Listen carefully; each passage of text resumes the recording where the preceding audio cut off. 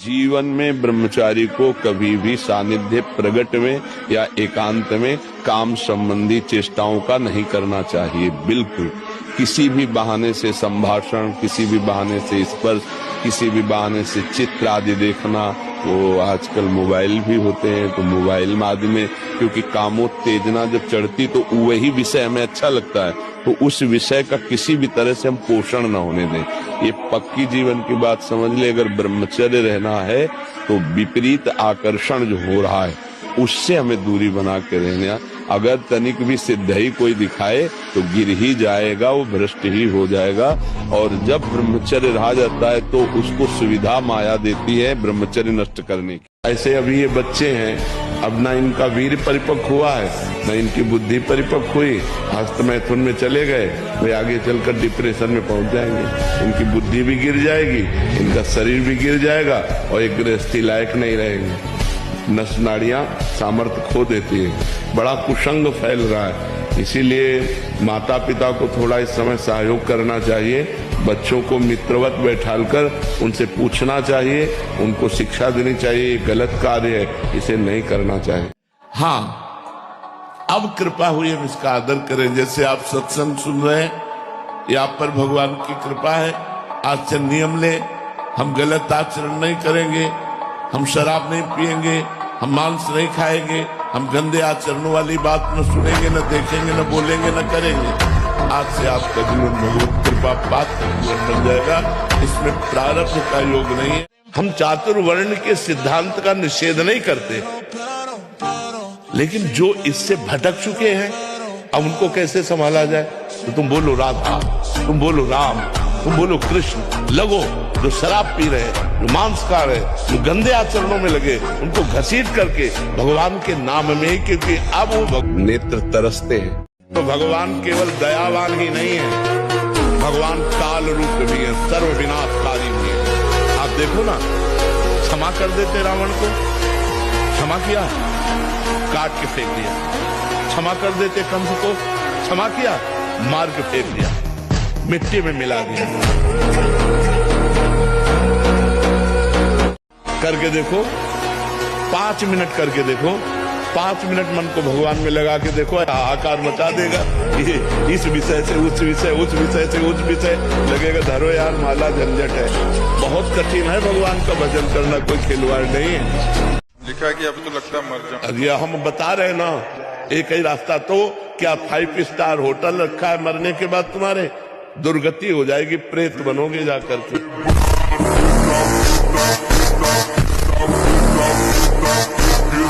जिंदगी से लड़ना सीखो, हारना नहीं। सच्ची मानो, ये मनुष्य जन्म है, हम अविनाशी हैं, परमात्मा के अंश। दहाड़ना सीखो, हर कष्ट को गले लगाना सीखो, हर संघर्ष को रौंदना सीखो। अरे बिल्ली कुत्ते की तरह रो करके मर जाना, ये मनुष्य जन्म नहीं। दूसरों को देखते हैं तो लगता है कि इसका तो घर है, 4 गाड़ियां हैं, हमारी भी जिंदगी ऐसी हो।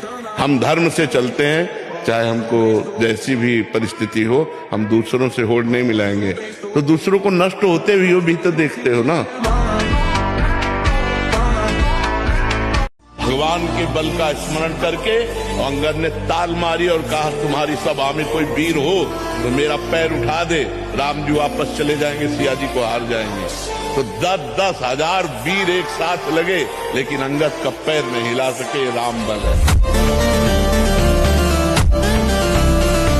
एक बड़ा तांत्रिक था, वो सन्यासियों को परेशान करता था।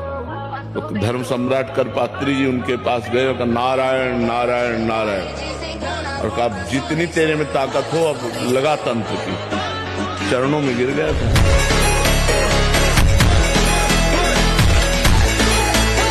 वीरों की बात सुनो तो जय गिर चरण दे हनुमंता, चले सुगा पाताल तुरंता। जिम अमोघ रघुपति कर बाना, यही बात चले हनुमाना, बाल ब्रह्मचारी हनुमान।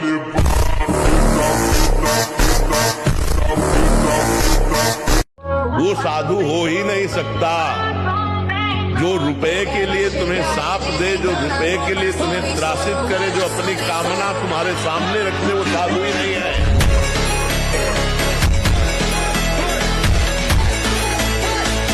उदास नहीं होना, निराश नहीं होना, हमें रौंदना है, हमें अपने को रौंदाना नहीं। काम, क्रोध, लोभ, मोह, मद, मत्सर सब गुलाम बनाए हुए हैं। हे नाम जप कर सिंहवत दहाड़। जैसे से बैठे से बगल से निकला, देखा उसकी आवाज निकलती है जैसे किंग कोबरा, बड़े सांप होते ना, उनकी श्वास की आवाज, वैसे देखा सांप।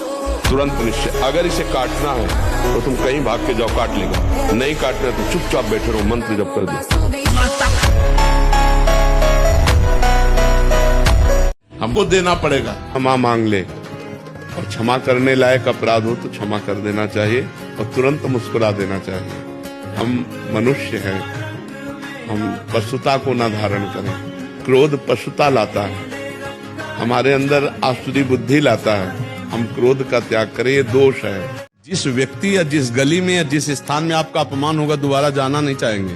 और हम लोगों को ट्रेनिंग दी जाती है, हम भगवत पार्षद ट्रेनिंग में है ना, तो गुरुजन ये शिक्षा देते, जिस गली में अपमान हो वहां जरूर मांगने जाना। जो गाली दे उसके पास से जरूर गुजरना, जो अपमान करे उसको जरूर नमस्कार करना। अब भला ऐसा हो सकता है? ऐसा कर ले तो माया पर विजय प्राप्त कर लेगा, वही भक्त है। ऐ मेरे साधक, ऐ मेरे दास, मेरे स्वरूप को देखो। जब किसी माई दाई बहन को देखो तो उसके चरणों की तरफ देखो। गोरे गोरे चरणारविंद मेरी प्रियाजू के, मेरी प्रियाजू की सखियों के। जब कोई भोग दृष्टि से किसी माता बहन को देखता है तो मदिरा में उतना नशा नहीं, इतना उसकी बुद्धि भ्रष्ट हो जाती इस दृष्टि मात्र से। जैसे चौथ के चंद्रमा को देखने से कलंक लगता है, ऐसे ही किसी भी माता बहन की तरफ काम दृष्टि से देखोगे, मरोगे मरोगे। जब बहुत तिरछी चितवन से माताओं बहनों की तरफ जो देखते तो लगता है तुम समझते हम बड़े वीर हैं, बड़ी चतुराई से देख रहे हैं। अरे अपने नाश का रास्ता पुष्ट कर रहे हो, उनका कुछ नहीं बिगाड़ पाओगे। वो हरि माया बलवंत भवानी, वो इतने बल से युक्त है तुम्हारा कि चितवन और मुस्कान सब तुम्हारे लिए ही नरक का द्वार बन जाएगी।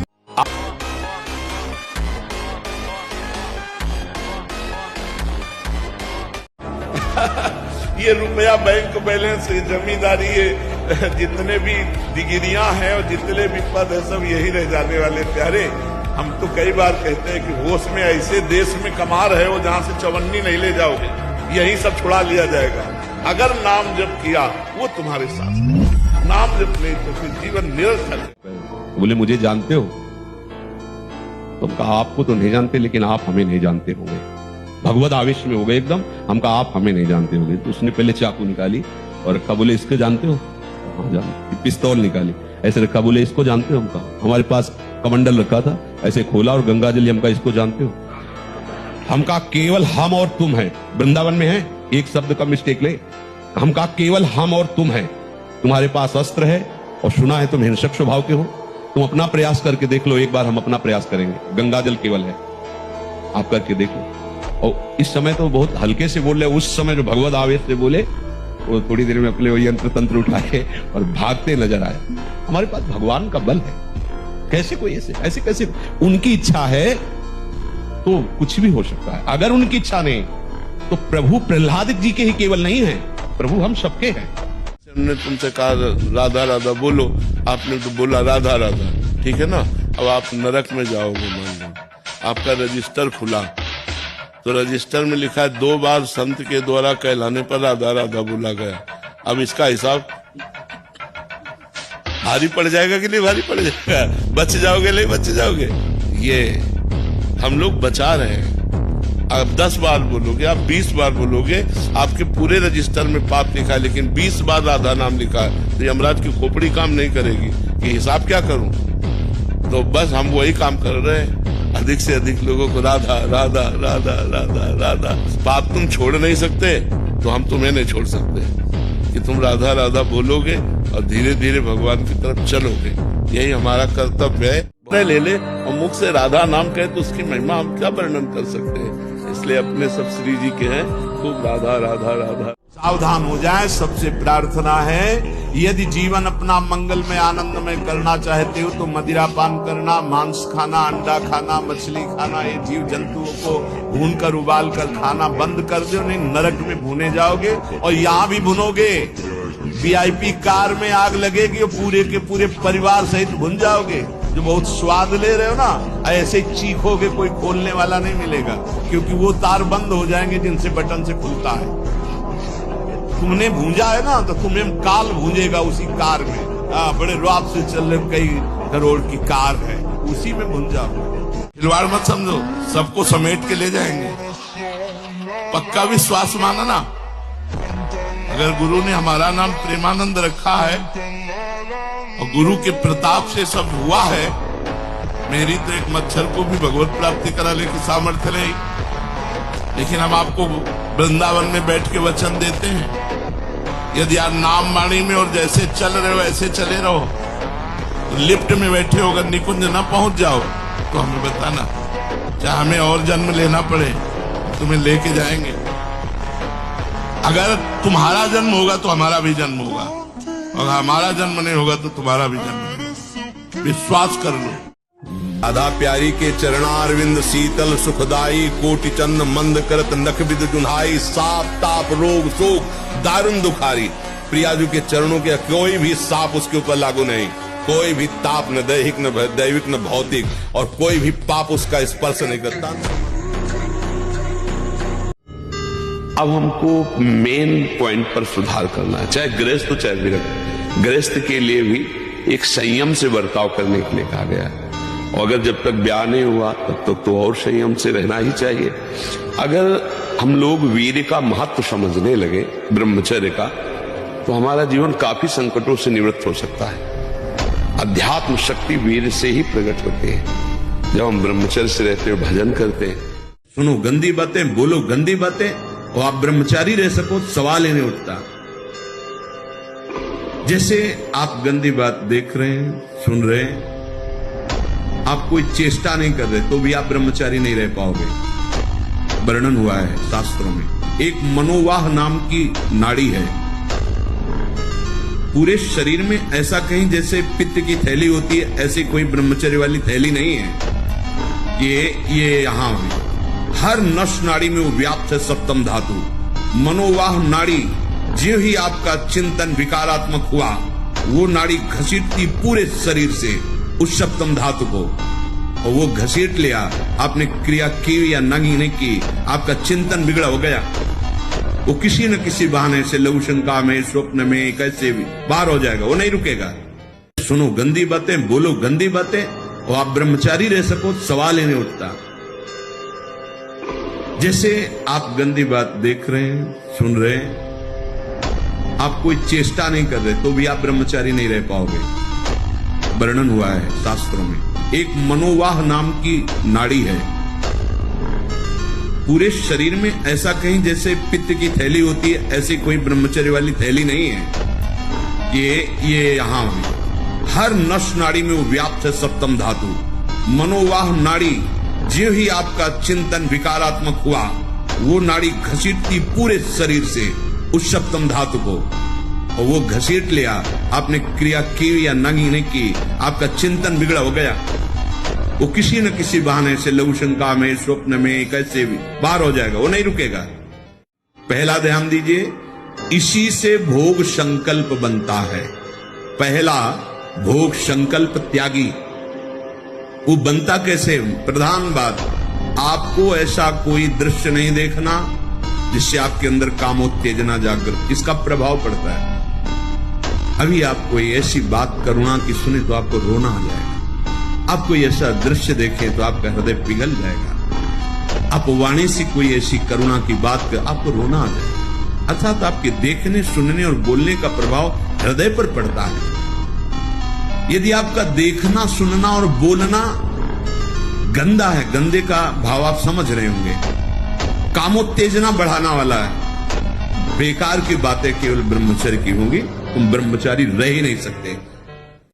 तो वो भी सावधान, पाणी ग्रहण जिससे किया है वो भी समय मर्यादा के अनुसार। 8 प्रकार के ये मैथुन है। पहला,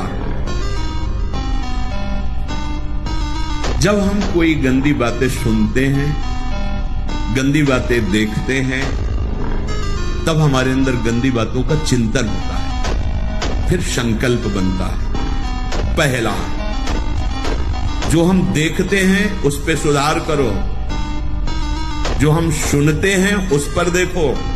कोई ऐसी बात तो नहीं सुन रहे जो हमारे अंदर काम जागृत कर दे, कोई ऐसा दृश्य तो नहीं देख रहे जो हमारे अंदर काम जागृत कर दे, कहीं हम ऐसी कोई बातें तो नहीं बोल रहे हैं जो काम उत्तेजना प्रकट कर दे।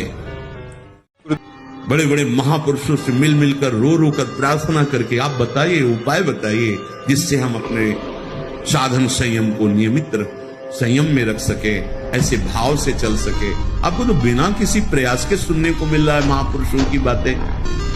बिल्कुल समझ, आप रह के देखिएगा, एक नवीन उत्साह।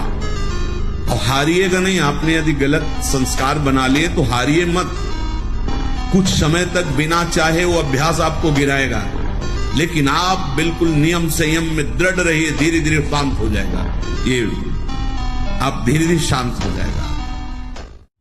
दो प्रकार के ब्रह्मचर्य, एक आजीवन ब्रह्मचर्य, तो वैरागी का तो आजीवन ब्रह्मचर्य होता है। जो प्रवृत्ति गृहस्थ मार्ग में उनका संयम का होता है। शास्त्र संयम के अनुसार बर्ताव करे तो उसका जीवन बड़ा सुखमय जाएगा। केवल मन के अनुसार चलने पर कि आप गृहस्थ हैं तो आपके लिए छूट नहीं है। देखो, परम ब्रह्मचारी भीष्म जी अपहरण करके स्वयंवर में जीत कर जो राजकुमार, वो एक राजधर्म है।